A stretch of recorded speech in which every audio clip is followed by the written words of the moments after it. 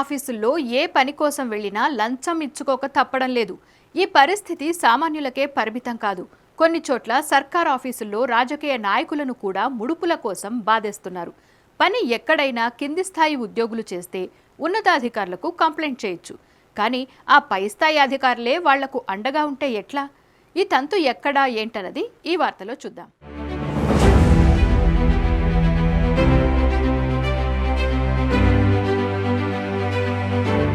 అధికారుల అండతోనే వసూళ్లు.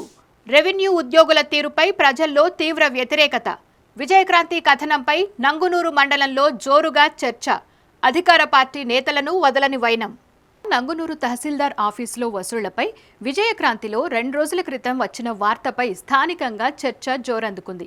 ఆఫీసులో లంచాల వసూళ్ల విషయంపై అధికారులకు తెలిసినా సైలెంట్గా ఉంటున్నారని స్థానికులు చెప్పుకుంటున్నారు.